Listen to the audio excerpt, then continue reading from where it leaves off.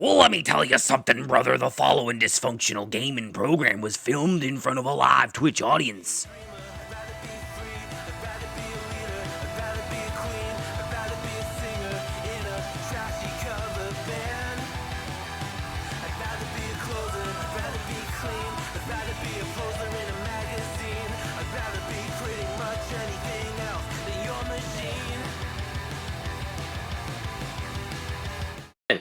Hey, he said 7, and it came onto the screen when you said it.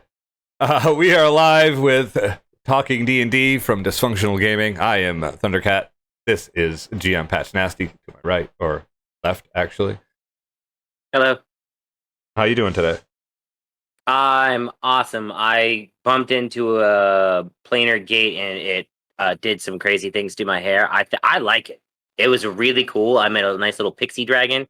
He was like, "Hey, what's up?" And I was like, "Yeah, what? I like your hair." And he's like, "Oh, well, you're a blank canvas." And then roll a d20. I don't have my dice out, but yes, here, Mercer dice. Let's go. Roll a d20. Eh. 16. You remember. Yeah, hey, there we go. The Pixie Dragon? I figured Feywild. Yep. Today, we are talking about planes. Speaking of the Feywild, we are going to kind of go into the ones that we like, the ones that we've played in, ones that we've DM'd ourselves in, and we're going to talk about a lot of the stuff that kind of gets overseen when you're playing in some of the Forgotten Realms stuff, because it's mostly on the Sword Coast. So every once in a while you might get pulled into a different plane, but you could have a whole campaign centered around one plane or two plane hopping, like you said earlier off screen. But what did we talk about last week before we get into the planes? Ability score improvement and feats. Oh, that's right. We talked about classes again. Our classes, part 6. We talked about the Paladin and the Rogue. We finished them. We finished the classes. Finished the classes, and we finally get to talk about DM stuff. That's DM right. stuff. We're going to talk about DM stuff again. Today we are talking about planes. If you wanted to catch our classes talk, the last 6 weeks were all about the classes in the Player's Handbook. We didn't get into any of the Unearthed Arcana. We didn't get into any of the other books that came out with subclasses. We just did strictly Player's Handbook. We'll probably get into those other subclasses at some point down the line when we go back to player weeks and stuff. But this week, and possibly further weeks coming up, we might be talking about planes. Yes, There's sir. a lot going on that we could probably fill multiple hours of, and I think it's pertinent information, especially for DMs, to use some fun stuff. Make it interesting. I mean, cosmology is covered in the Player's Handbook, so that's something that you should always cover. There's always a thing that in here, chapter 2, page 43 in your DMG, there's a little spot for putting the planes together. At minimum, most D&D campaigns require these elements. You want to have a plane of origin for fiends, a plane of origin for celestials, a plane of origin for elementals, a place for deities, which might include any or all of the previous 3, the place where mortal spirits go after death, which may include any of those ones, a way of getting from one plane to another, and then a way for spells and monsters that use the Astral Plane and Ethereal Plane to function. Typically, the ones that you'll always want to have, like, you need the Astral Plane and the Ethereal Plane to function, because there are spells that work like that. And if you don't have those, the spells don't work, and they're kind of big level spells. And even with some of those spells you need somewhere for some things to go. So just having at least one of those things is important. Like, there's what's that one? Prestidigitation. We made that. We made a trash plane.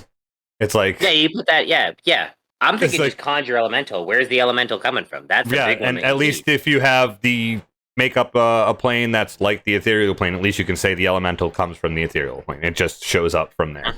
And you don't necessarily have to have the elements or the elemental planes. But you can, at least have one plane, or other existence other than where your party is coming in.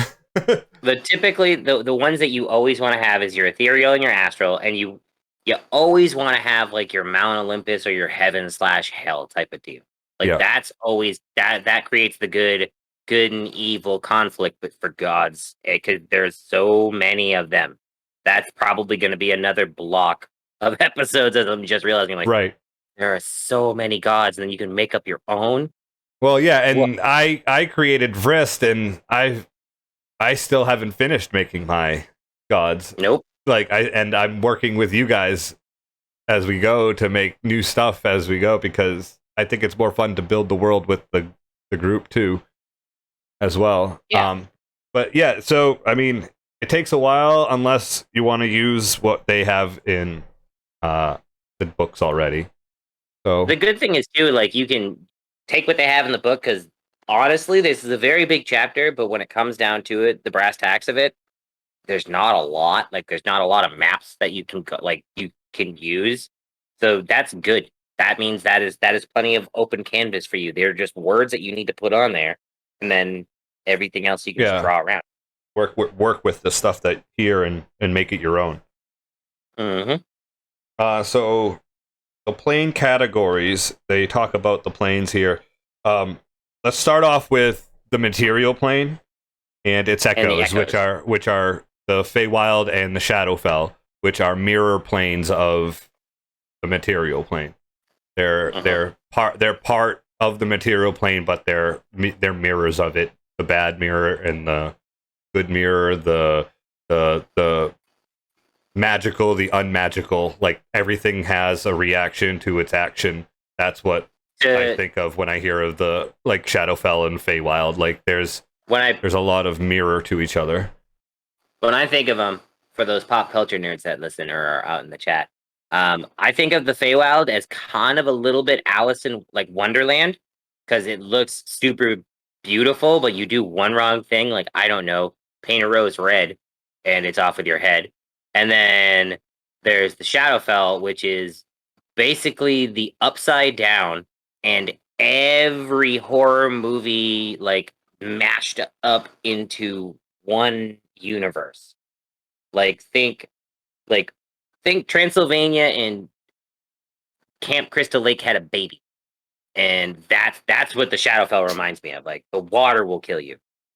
But within both of these things, all these specific things can still kill you. They're still good in those areas. It's not just whitewash of bad. Yeah, there's good and bad. That's what I think of. Yeah, it's drab. I think the Shadowfell is dark and gloomy and drab, and when you go into the Feywild, it's like beautiful and vibrant, and they are opposite of each other in look, but very similar in danger. Yeah, in danger and. But let's talk about the material plane now, where in D&D that would be the Sword Coast or Eberron or whatever. You know what I mean? Like your main campaign setting, Earth, exactly, where most of the stuff is going to take place. That's your main setting, and then you can build off that to make the Feywild or Shadowfell. So what about the material plane do you want to talk about?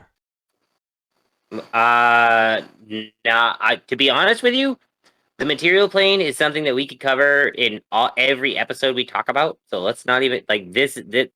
If you play D&D, most adventures will start on the material plane or an off skirt of it. Like, I don't want to say that the Underdark is its own plane, because it's not, because it's still on the material plane, but it should be. It really should be. It's not a plane. It's just a part of the material plane that is just as bad as one of these other planes. Just as bad. Okay, that's a great. I would say that's a great way to put it, though, with saying that you could. the material plane is something that you're just gonna see. You're gonna be you're gonna know about it. It's not hard. Any of the main animals like deer and bears and that would most likely be on your material plane is where I'm going with that. I know I saw you like but because I ran Chult. But I mean, I get it. But you can tell, like, you could walk through Chult and walk through the forest and then end up in the Feywild because they're very similar. I mean, you could. That'd be a good that'd be a good way to have Chult is that unexplored, untouched by man. So this is kind of like the Feywild, but it has dinosaurs. Because there's dinosaurs. Why not? I want to use dinosaurs. Transitive planes. These ones are boring. I like them, though. I love them. The Ethereal Plane and the Astral Plane are mostly featureless planes that serve primarily as pathways to travel from one plane to another.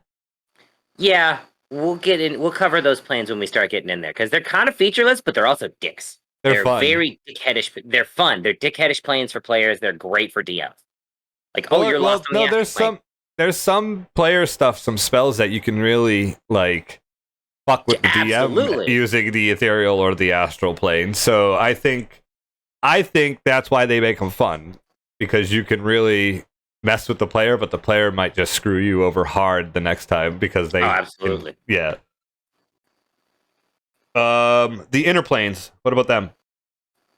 So these are your elemental planes, your air, your earth, your fire, and your water, plus the elemental chaos that surrounds them are the inner planes. These are the ones that surround your material planes. These are like Water World. This is like the barren lands of Dune. This is Cloud City. This is I don't remember, Gungan City from Naboo. There it is. More Star Wars references. That's what I think of when I think of the elemental planes. If you really want to focus on them, read this chapter and then pick up the adventure called The Princes of Apocalypse, because that's a very good adventure to run if you want to do those planes, because it covers the things that live in those planes and also the very, very evil forces that can come out of those planes that are sent. And the magic that helps in that campaign it's unbelievable. Some of the bad guys you run into, you're like, oh Jesus, these guys are tough. Yep. So that's a no joke adventure. It's a very long one.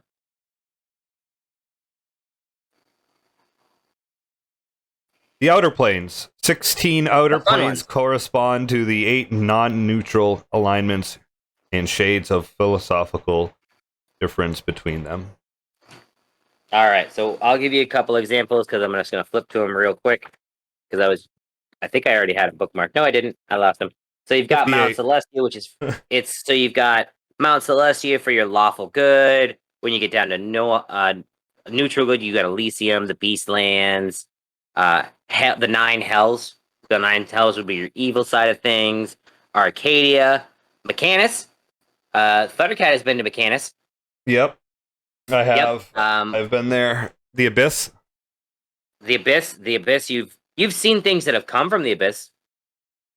No, you did. You did go to the Abyss for a little bit. And then those are the ones that Patch was talking about earlier, like a heaven and a hell. Oh no, the beautiful hair. What have you done?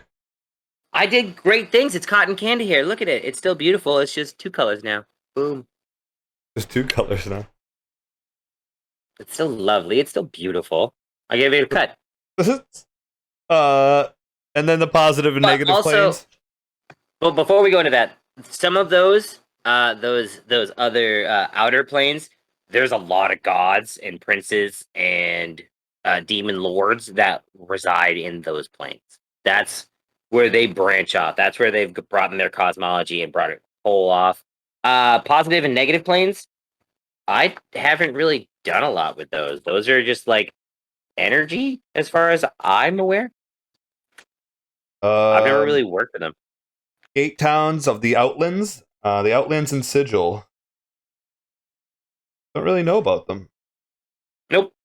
These 2 planes enfold the rest of the cosmology Providing the raw forces of life and death and that underlie the rest of existence in the multiverse. So as I said, covering over the next one, you want to put your planes together for your adventure. It's always good. I'm the only person that can burn themselves making lasagna. No, trust me, there are plenty of other people. I would be also one of them. You put your planes together. Once again, place for fiends, place for celestials, place for elementals, deities, mortal spirits go after they die. It can be any amalgamation of those, and then you need a way from getting from one plane to another, so you can have gates. We'll cover those planar portals. We'll call it that right now. Yep. And then the astral and the ethereal plane are typically the ones that you want to keep the way, but you can add things like the District of Discard was the name of that, as I remembered it, because it was the worst place ever in the astral plane.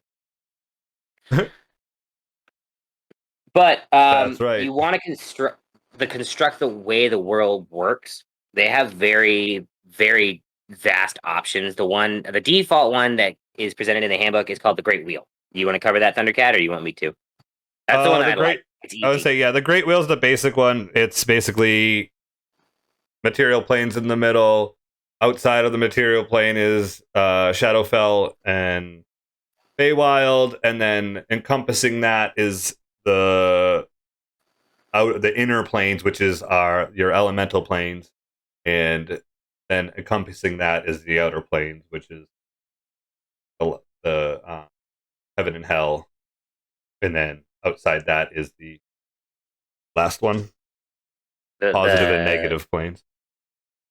There's also, similar to Scandinavian folklore or Norwegian or Asgard, think of like Thor, the world tree. Like you start with Midgard, and then Midgard branches off into other ones.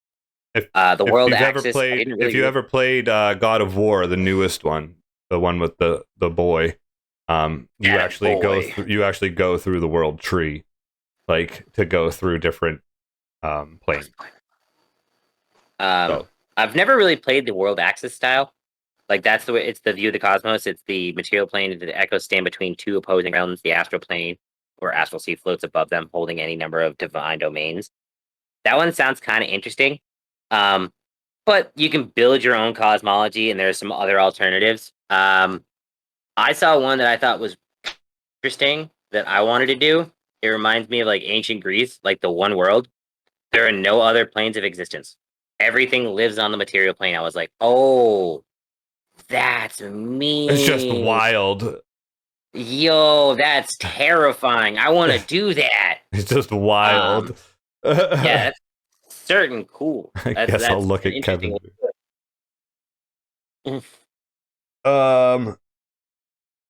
Yeah, that would be freaking awesome. I think just everything of just running amok. You like different areas harbor different things because of the temperature, or like I mean, they also have the Mount Olympus style, like actual Greek mythology, but like I like the thing where like everything is on the material plane. Like you can physically walk to Mount Celestia. It's probably gonna suck, right? But you could be a god and get there.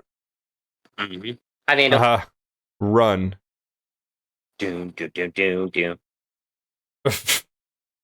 How do we get to plane? How do we get to different planes there, Thundercat? Planar travel. Yay! There's different portals that you can use. There is different spells that get you to different planes. D&D vocab. What type of spells you got? What is it called? Is it called planar travel? It's like something. The first one's plane shift. Plane shift. That's the one. That's the one I was thinking of. What other ones are there? Well, gate. There's also Dimension Door, which actually brings you into the Ethereal Plane, I believe, and then drops you back in. I think it's its own, something like that. It's something like its own demi-plane. It's something obscure. So that's how you would do that, or you just ask a god, or find someone that can cast the spell for you. I like the planner portals. That one's kind of a cool concept because you can Yep. build a portal. Like the little one they have here is kind of a neat one. Like you can do time. Like it's only out once every full moon for an hour or this day of the month. You need You to have to like have a certain key. yeah, you need to like set it up the right way and use the moons. Yeah. Like You could make the adventure getting to this place, and then while that adventure's already done, you could be writing the next adventure. It's simple ways to prep for your next adventure without having to actually right. go through and be like, oh shit, exactly. Also there's like I like my Feywild gate that I was talking about earlier. Like you're just walking through the woods and all of a sudden you're emerging into the Feywild and you don't know how you got in there. You just like moved a branch That's as you were going through the woods, and then you're just in the Feywild and you still don't know you're in the Feywild because it looks like the woods still. And you slowly walk out and you're like, wait, these plants look different now. And there's a little... Comrade. You've also seen the mist of Berovia. Yes, exactly. Very similar to how the Feywild works too, I was gonna say, talk about your little gnome friends that you ran into, the ones with the little red hats on. I love my red caps. Oh, they're the worst type of gnomes ever. The Feywild is such a great place because your murderous intentions breeds these little like mushroom gnomes, and then they come out wearing these red caps, thus the name, with these hatchets, and they wear these giant iron boots that are way too big for them, and they'll run up to you and kick you and knock you prone and then whack you with their axe. They also have the Fomorian giants, which used to be beautiful giants until they got cursed, and now they're these ugly motherfuckers. We killed them last night. That was fun. They also have the like shadow, like dream ones too. The dream things, the ones that like when you're sleeping, they get in your. You have to like make a check and they get into your nightmares. Don't forget about Archfey and Feylords. Yeah, right. It just gets worse and worse as you get away further and further. Are we getting into the planes? I feel like the further you get away from the material plane, the worse things get for you. Absolutely. Are we getting into the planes now? Let's get right into the planes. I mean, You got your spells. You got Gate. It's a 9th level spell. It gets you a place from one place to one place, no matter where it is. And then plane shift, you need a tuning fork. That's the thing that you need for the certain plane. Depending on your DM, they might be very loose about it, but if you're a strict DM, which you should be, you don't let them just tune right into a certain, like you can't let them tune into Spader's Fortress. Yeah, no, exactly. Yeah, no, you can't do that. But I would allow to like a character to be like, I had this card and I'm from like the Feywild. Does that count? Like, perfect. Sure, use that. Go ahead. We'll give it a try. Yep. Go get a fork. Yep. Just go buy the cheap copper tuning fork, and then we'll be fine because you know the tune. You just go, no, here. Okay, there we go. Exactly. All right. So I guess we'll get to the Astral Plane to start. Is that the first one we want to go with? It sure is. This is a fun one. This is where a spell works through. Astral projection is a good one. It's the Astral Plane is a thought of as a realm of thought and dream where visitors travel as disembodied souls to reach the outer planes. That's kind of think Doctor Strange from Marvel's Doctor Strange, as he gets bonked out of his body. That was him astral projecting through the astral plane to different. We went to the astral plane, right? Yes, you did. How'd you get there? I plane shifted us there, I think. Because I didn't have the tuning fork for it. Yeah. Yeah, that's how I did it. Because we went from fucking Fey to the astral sea. And then you found that floating city. Yep. And then it's just garbage that's floating around and collecting. And people have decided to move in and live there. Not only was that part, like, it was the movement, like the little effect that you had for being on the astral plane. Like, it's your movement is 3 times your walking speed is 3 times to your intelligence score. I was like, oh, sweet, I'm a wizard. I can. All you stupid people just float very slowly. Yeah, and the dog goes backwards, basically. Yep. That was fun. That was fun. I like the Astral Sea. You had to like tie the dog to you guys to bring him with you. Yeah, that was a pretty cool one that we did. Yeah. They talk about the astral color pools to get from the different get the other planes, because you can use the astral plane to travel. And so if you wanted to get to like the 9 hells, you would try to find the ruby colored pool. Don't think you should do that. Sure. But if you wanted to get to the material plane, you'd find the silver one.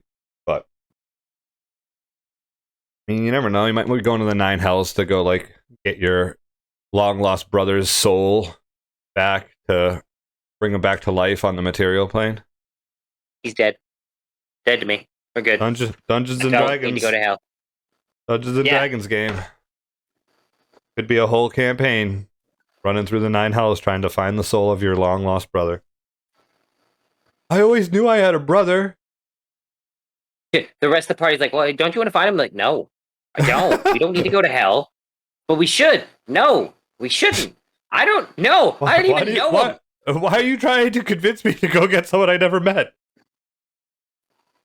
To go to hell to get someone I've never met. Another thing there, psychic winds.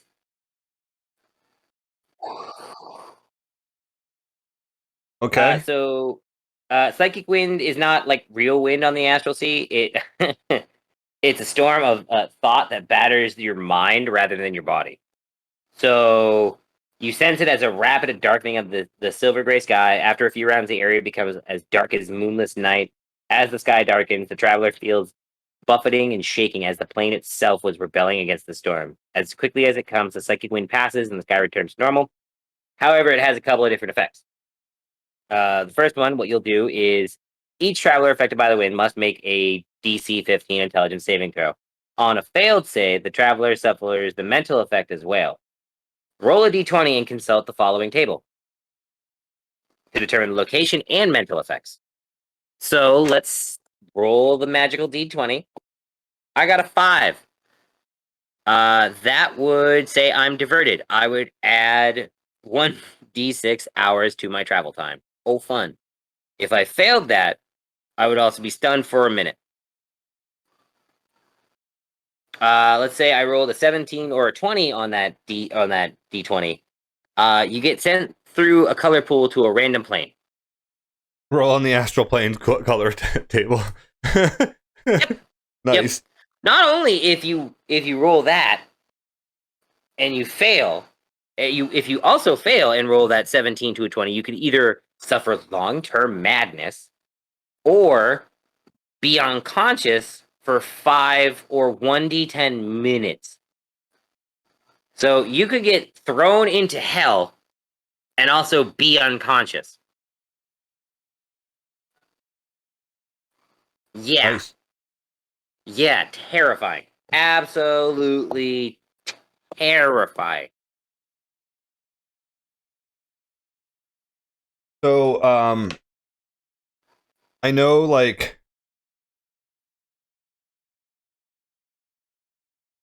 my not beholders, mind flayers are actually astral beings, right? Not astral beings. Where are they? They're from the far realm. They're from but they use the astral plane to travel. Sometimes, yes, the astral plane, the ethereal plane, depends on how they want to travel.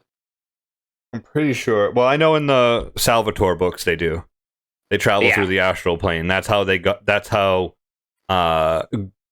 Guinevere gets away by going through the astral plane because so she's I threw an him in astral my being. adventure in the astral plane. I was like, yep, so that's like they talk about encounters that you can have in the astral plane, and that may be something you could do. You could have the party is trying to get somewhere and they're going to use an astral pool, and they go to the astral plane to find the astral pool, and they encounter mind flayers traveling through the astral plane trying to get to the material plane to get to the Underdark or something with their people, and then you have a mind flayer fight. There's It's just an encounter you can Terrifying. have. There's people that Don't forget. other travelers, like good people that live in the astral plane. yeah. They're just trying to get to. They're just like hiding out, or they live there now because they're just kind of stuck there from bad spells or anything could happen. Really, You're a get you in DM, the write it astral in plane. there. Exactly. There are spells that can bring you to the astral plane. I will always recommend using night hags as encounters for the astral or the ethereal plane, because night hags are terrifying, and it's perfect. They fit in perfect for the encounters. I like hags. They also talk about angels and demons, because of Yeah, sure, the throw them in celestial there too. planes Why and not? stuff. But Yeah, absolutely. or other planar travelers. Oh, Yogloths. Oh gosh. No, thank you. Oh boy. All right, let's get into the ethereal plane. Oh boy, misty and fog. Oh boy. Oh boy. Oh boy. um, the ethereal plane is a misty fog-bound dimension. Its shores, called the border ethereal, overlap the material plane and the inner plane, so that every location on those planes has a corresponding location on the ethereal plane. Visibility in the border ethereal is limited to 60 feet. No matter what. The plane's depth comprise a region of swirling mist and fog called the deep ethereal, where visibility is limited to 30 feet. You can use the etherealness spell to enter the border ethereal. The plane shift spell allows transport to border ethereal or deep ethereal, but unless the intended destination is a specific location or a teleportation circle, the point of arrival could be anywhere on the plane. Creepy shit. You want to tell them about the border? Yeah, sure not. So from the border ethereal, you can see into whatever plane it overlaps, but that plane appears muted and indistinct. Its colors blurring into each and other of its edges, turning fuzzy. So think upside down, kind of like you're upside down. That it mirrors that. Normally, creatures in the border ethereal can't attack creatures on the overlap plane, and vice versa. A traveler on the ethereal plane is invisible and utterly silent to someone on the overlap plane, and solid objects on the overlap plane don't hamper the movement of a creature in the border ethereal. The exceptions are certain magical effects, including anything made of magical force and living beings. This makes the ethereal plane ideal for reconnaissance, spying on opponents, moving around without being detected. The ethereal plane also disobeys the laws of gravity. A creature can move up and down as easily as walking. It's kind of neat, but you can see what's going on. That's how night hags travel typically. Yeah. They'll go with etherealness, and they'll go in the ethereal plane, and they'll walk away and see what you're doing and watch you while you're asleep, and then wait until you're asleep, then prick you, still violate your blood and hair, and make a little baby out of you. Good old evil clone baby. Yeah, that's frightening. Yep. Deep ethereal. To reach a deep ethereal, you need to use a plane shift or a gate spell. We talked about that earlier. Or a magical portal. Visitors to the deep ethereal are engulfed by roiling mist. Scattered throughout the plane are curtains of vaporous color. The passing through a curtain leads a traveler to a region of the border ethereal connected to a specific inner plane, the material plane, the Feywild, or the Shadowfell. The color of the curtain indicates the plane whose border ethereal the curtain conceals. See the table. So there's a table here that says the colors of the curtain to where you want to go. Turquoise for material plane, gray for Shadowfell, opalescent white for Feywild, pale blue for the air, for plane of air, plane of earth is reddish brown, plane of fire is orange, plane of water is green, and elemental chaos is swirling mix of colors. The difference between the ethereal colors and the colored pools on the astral planes. The astral plane can get you to the upper and lower planes, like heaven and hell and all those other ones, while the ethereal does not get you them. Those ones do not have a way. Yeah. And that's only to get to that area to spy through. Mm-hmm. Or you're not actually if you get blown through it like a What? by an ether cyclone. Which is kind of close to the psychic wind. Kinda. Go ahead. So yeah, ether cyclones. An ether cyclone is a serpentine column that spins through the plane. Cyclone appears abruptly, distorting and uprooting ethereal forms in its path, carrying the debris for leagues. Travels with a passive of 15 on their perceptions, or more receive 1d4 rounds of warning. That's the big thing. What happens is you roll a d20 and consult the ether cyclone table to determine its effect on all creatures in the vicinity. So if you can't get to somewhere where you don't suffer the effects, they suffer the effects. There's no save. This happens. You roll your d20. 1 through 12, you extend the journey. 13 to 19, they're blown to the border ethereal of a random plane. So you roll that d8 and consult your chart. Or if you roll a natural 20 on it, you hurl them into the astral plane. Because they don't go anywhere else on that plane. They go up to the astral plane. The thing that sucks about getting thrown into a random one is you can't see the curtain when you get into the border ethereal. You can't see where the curtain is. There's no way to get back into the lower. I mean, to the deep ethereal. So if you get blown into like the elemental plane of fire, and you're in the border ethereal, when your etherealness spell runs out, or you get thrown back into the material plane, which is not the material plane now because that's not where you are. You are in the plane of elemental fire. You are dropped into the elemental plane of fire. Like, good luck. That's where you are now. Unless you have a spell to get you back out of there. Yeah, exactly. But typically the most common effect is you'll extend the journey, and then everybody in the party has to make a charisma save of a DC 15. If half the group succeeds, travel is delayed by 1d10. Otherwise, the journey's travel time is double. Oh. Double, yeah. That's kind of rough. Rarely the cyclone tears a hole in the fabric of the plane, hurls party in the astral plane. I just rolled a d20 to see what would happen, and I rolled a natural 20, so that shows you how often that could happen.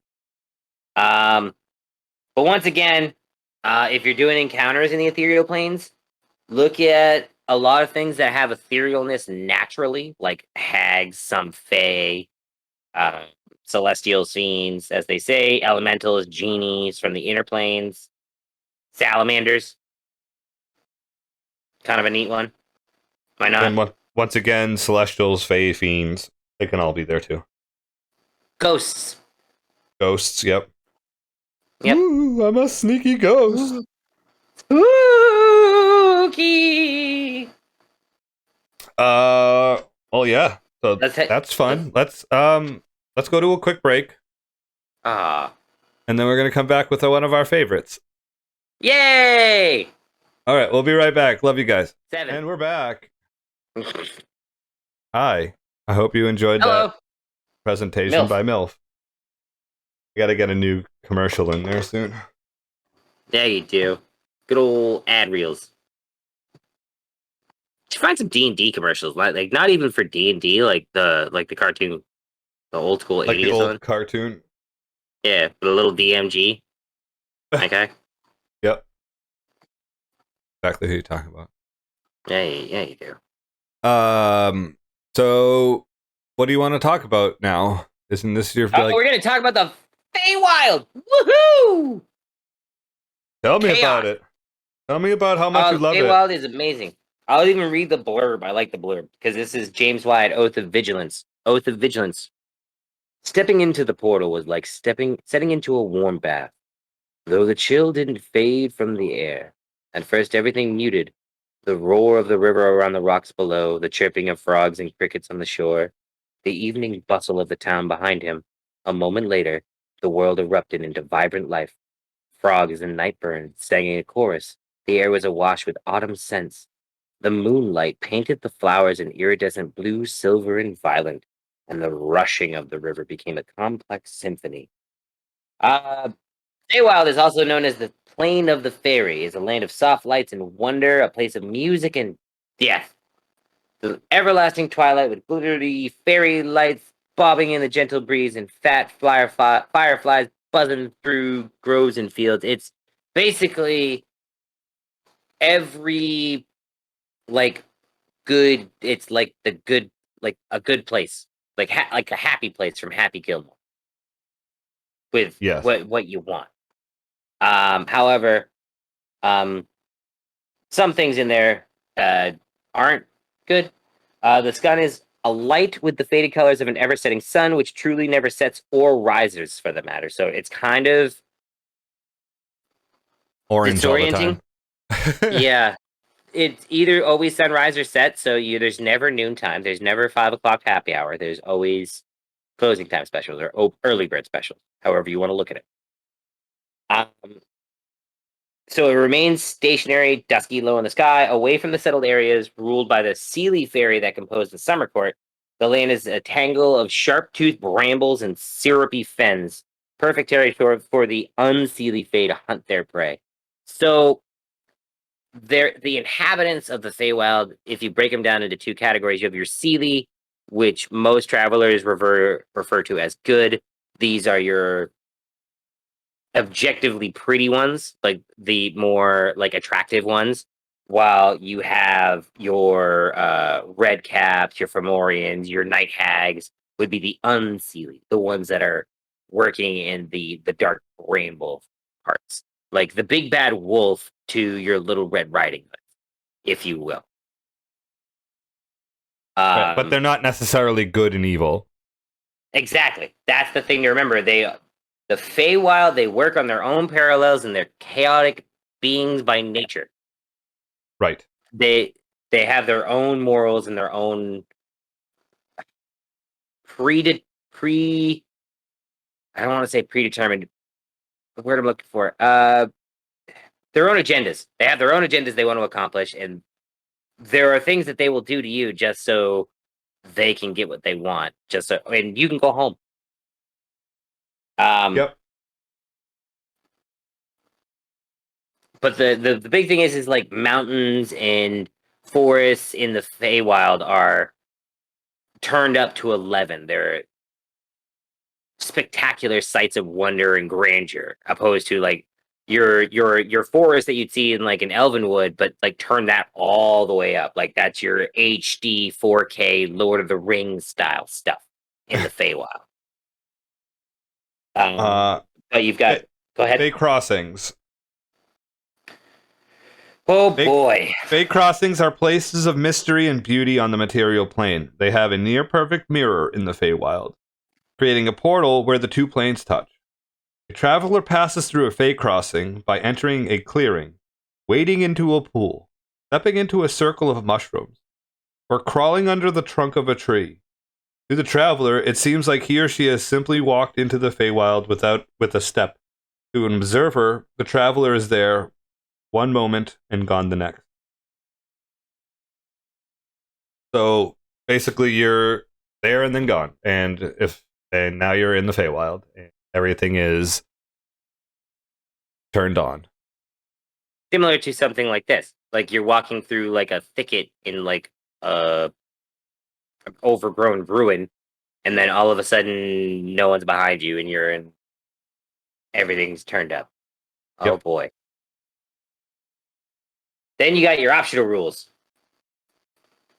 Oh boy. Feywild magic? Yes, sir. So, I can read the little blurb, but DMs, if you want to use this is probably the things that you should do and not tell your players. So the first one's called Memory Loss.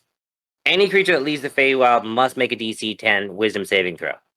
Fey creatures like elves automatically succeed on the saving throw, as do any creatures that have Fey ancestry, so half elves. If you fail, you don't remember anything that from the time spent in the Feywild at all. You have to succeed to remember it. If you don't, you were there and now you're here. The other one that's kind of fun and very, very risky, if you want to throw your campaign into chaos, there's Time Warp. So time happens differently in the Feywild, up to you. So when a creature or a group of creatures leaves the Feywild after spending at least a day on that plane, you can choose to roll on this little table here. However, a wish spell you can use to remove the effect on up to 10 creatures. If you're traveling to the Feywild, you're probably not a high level character, and you probably don't have wish. So Archfays and Feylords might wish that doesn't happen for you for something they might do, and they might cast Gaius on you, so you just do it. No questions asked, which is absolutely terrifying to me as a player character. But on your D20, if you were to roll 1 to 2, days become minutes, so it's like you didn't even leave. 3 to 6, days become hours. Not bad. 7 to 3, you didn't even leave. When you roll high, this is when it starts to be fun. Days become weeks. So if you spent a day in the Feywild, you could have spent, like, it's been weeks since you've been home. 18 to 19, days become months. And then if you crit, days become years. So if you spent 2 days, like, let's say that's, 1 day is 5 years, however you want to do it.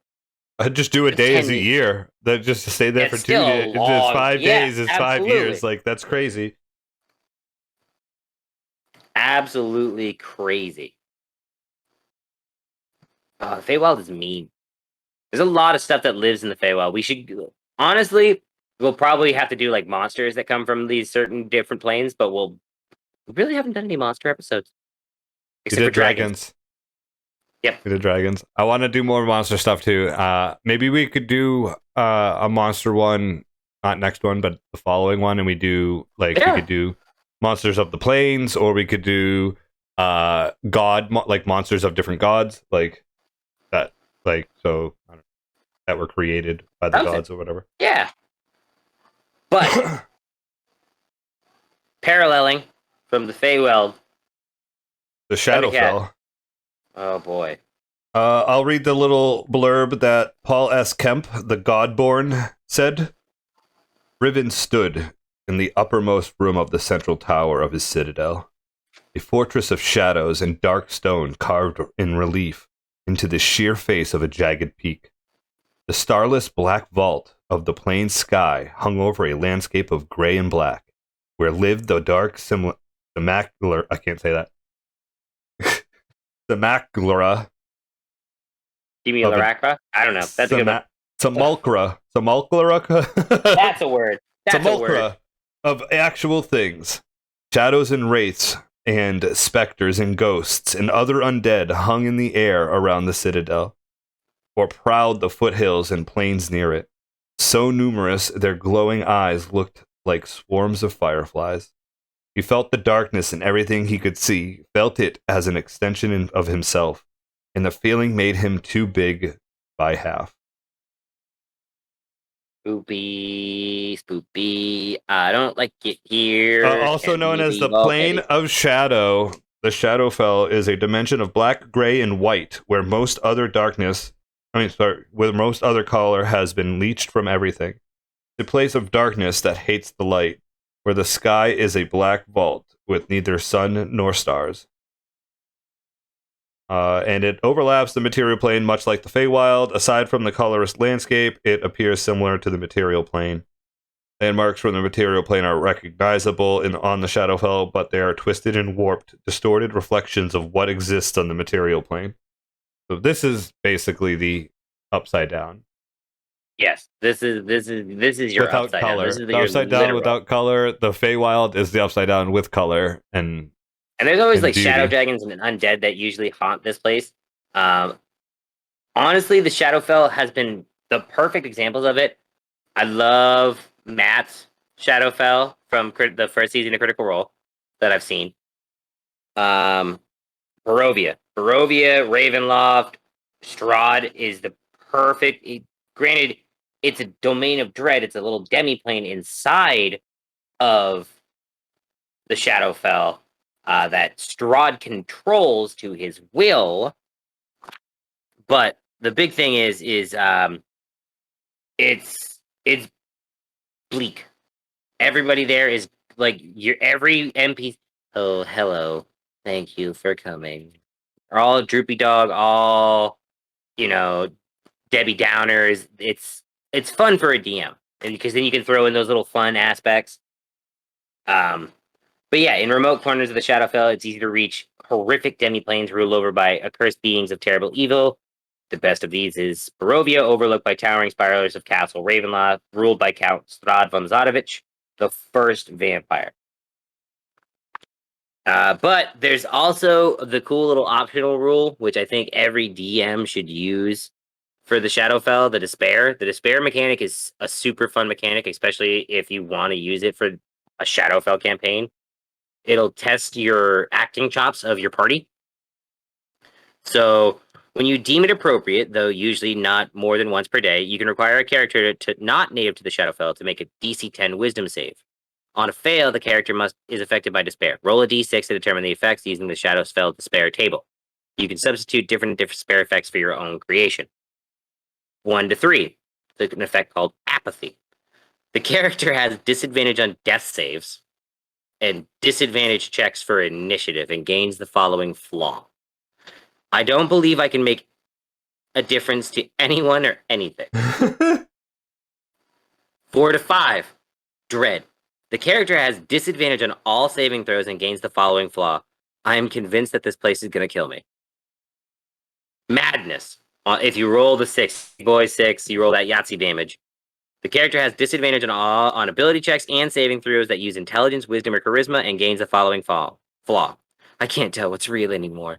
Basically, they go insane. They turn into they turn into counselors from like Camp Crystal Lake, and I was like, oh, that's so funny. That's so funny to me. But if you have a cleric who's gonna pass that wisdom save, you can also negate it with after finishing a long rest. They can make a shot at it. It's DC 15 at that point, and they can shake it off. Or you can use Calm Emotions, which is a very easy spell that most clerics don't typically prepare, but it's a level 2 spell, so they can prepare it. It might help. But it's a fun little mechanic.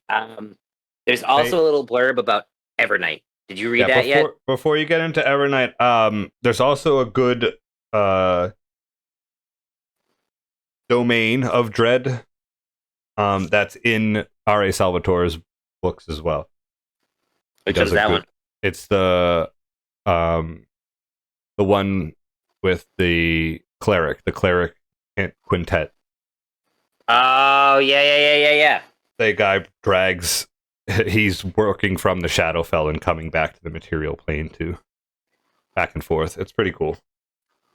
But the little excerpt on Evernight's kind of a neat little flip on Neverwinter, because then you can have this just terrible, like undead nightmare Halloween town full of mad necromancers, corrupt purveyors of human flesh, worshippers of evil deities, zombies, whites, vampires. You can have fun with it. Like I read that and I was like, that's Halloween town. Call it Always Summer. Yeah, Always Summer. Oh boy, the here comes the opposite of Neverwinter. Always Summer of Awful Winter. You know, I think we should end it going into the next set of planes, because those are actually the next part is the inner planes, so we can use the planes in a couple weeks again. Can we talk a little bit about some of the outer planes? No, we're gonna do them. I know we're gonna do them, but not right now. Can we talk about one?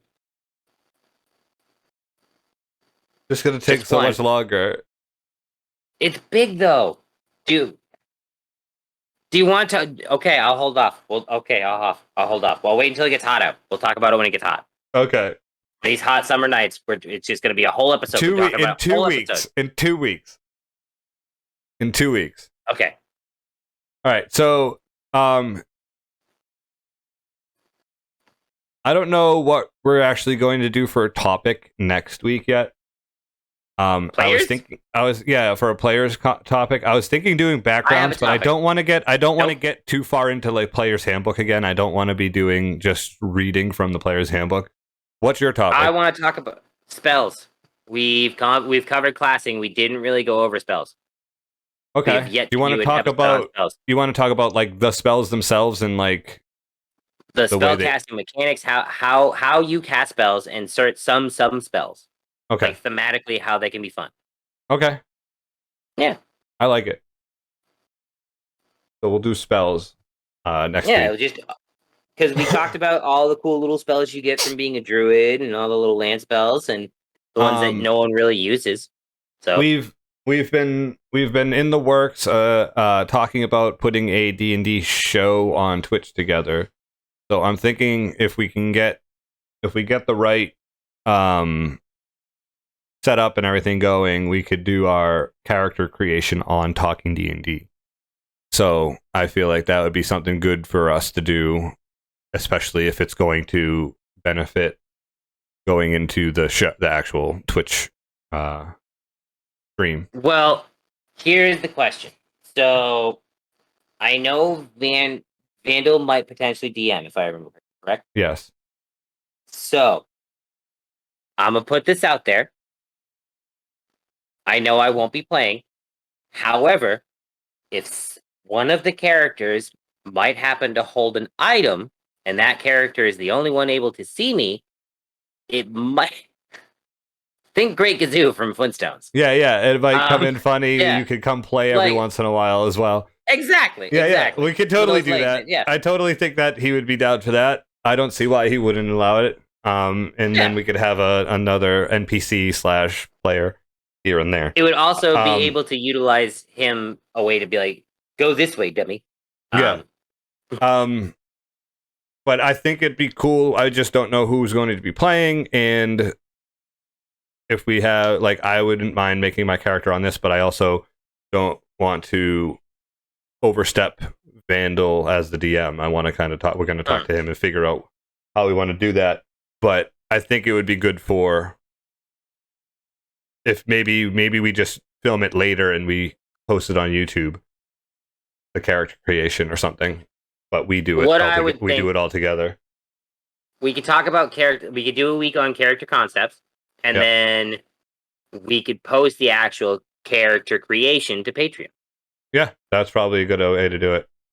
Yeah, Cool. have the players come on and talk about. I like that idea. Cool. All right. Welcome to D&D, folks. It's all brainstorming.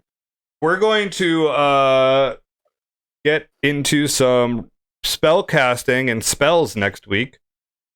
Do we have anything we want to talk about for this week coming up? Wednesday is Warzone Wednesday. That happens every Wednesday. It's been Warzone Friday, Saturday, Mondays, and Wednesday too. So yes, we're probably gonna try to play some other games, but Warzone Wednesday is tomorrow. Yes. Friday. What's the plan? What are you guys doing on Friday? Friday is still just up in the air. I think. In the air, but content. But content on Friday. We'll be live. We don't know what we're playing, but we'll be live. 10:30 to 11:30 between 10 and between 10:30 and 11. Saturday night. I won't pass night. out on the couch. We'll play some team night games. We'll Heights start is a great movie. You should watch it. We'll start that around 9 p.m., maybe a little earlier, if I'm around early enough. So old man Patch doesn't pass out. Yes. And then what about you? Do you have you're going live tomorrow afternoon? Yes, tomorrow afternoon. I think You're doing retro?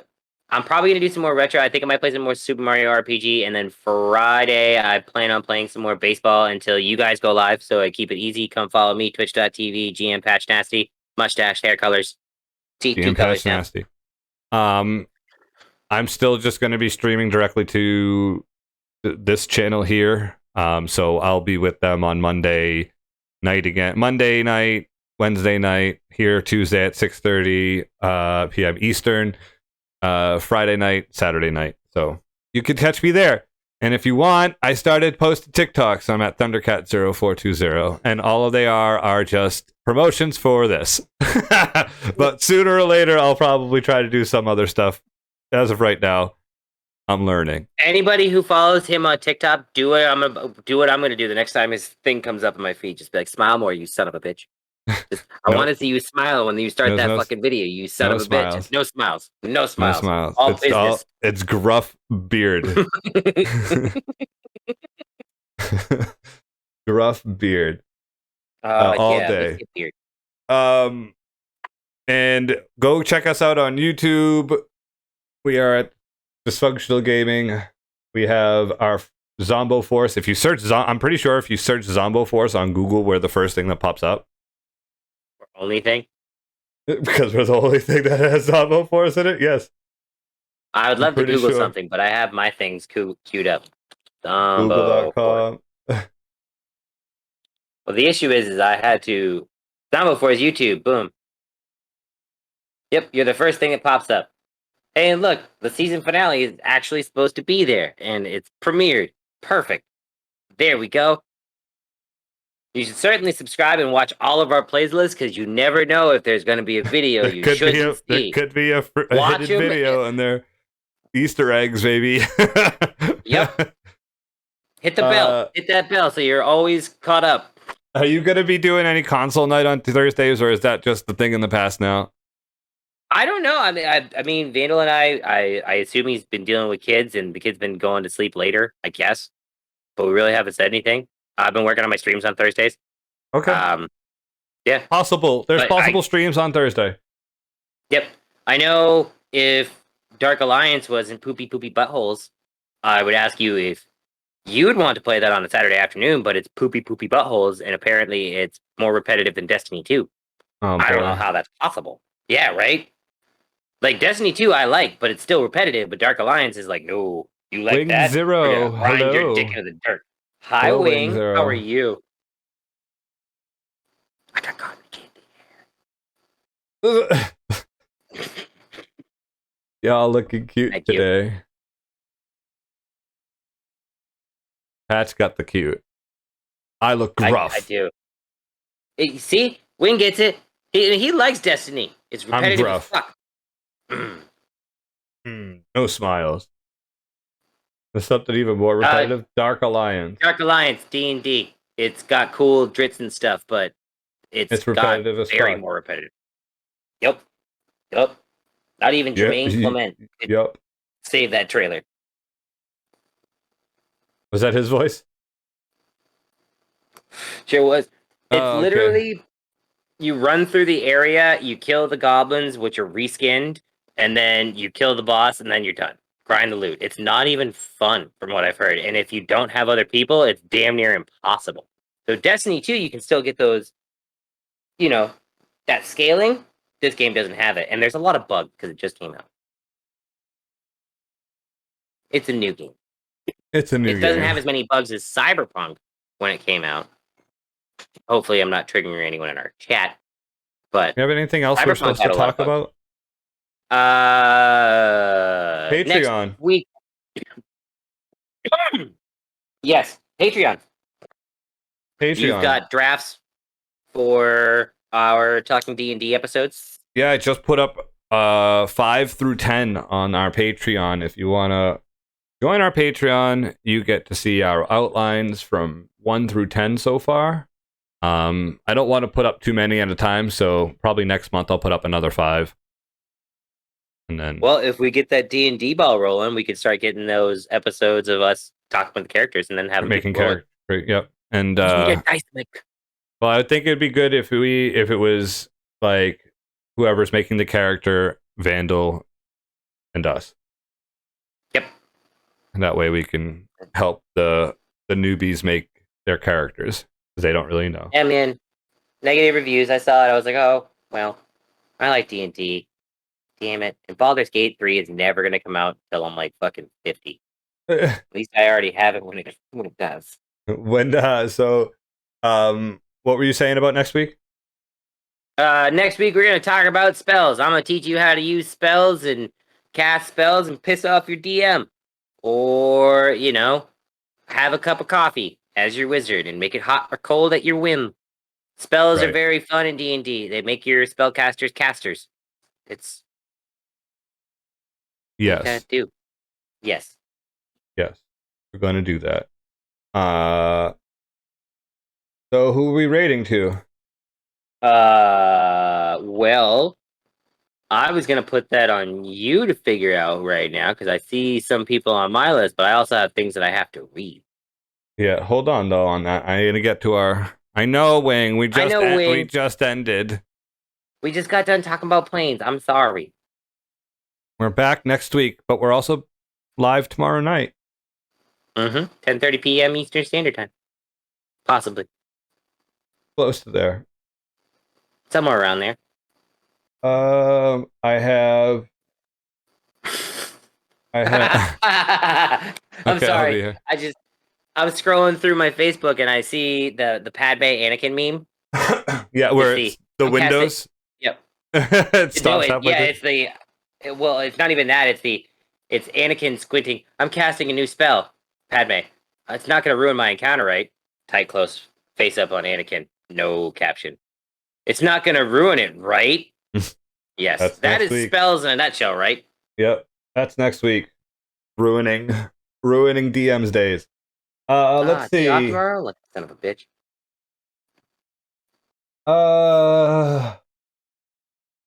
We could go to Asrenix. Yeah, as is. Stream. As is playing some Dauntless. I was also going to say Captain Tryhard is playing some Batman. Frog's still playing Fantasy Tactics. That's kind of like D&D. You get experience points and stuff, and you change jobs. But you don't. You can multi-class to get other cool stuff. You have classes in it, basically. All right, we're going to Throg today. Okay. Well, my good friend Anthony Key just told me about planes and stuff. So, he taught me about the plane we're going to talk about next week, the plane of air. Sometimes there's winds that's called zephyrs. Wings knows. Because sometimes he can fly on a zephyr. So let me know when we're ready to go there. Go for it. All right. Can I get your hand to ride on? Just a pizza leg to bite on. What a night to fly my kite on. Do you wanna flash your light on? Take a look, it's on display for you. Coming down now, not today. Did you meet your fortune teller? Get it off to no propeller. Do it up a tone with Stella. What a way to finally smell her. Pick it up, it's not too strong for you. Take a piece and pass it on. Fly away on Randy's Zephyr. He feels it more than ever. And in this perfect weather, we'll find a place together. Fly on Randy's wind. Rebelling a liberator, find to be a skater, rev it up to levitator, super friendly aviator. Take a look, it's on display for you. Coming down, not today. Fly away on my default. I feel it more than ever. And in this perfect weather, we'll find a place together. We're all over.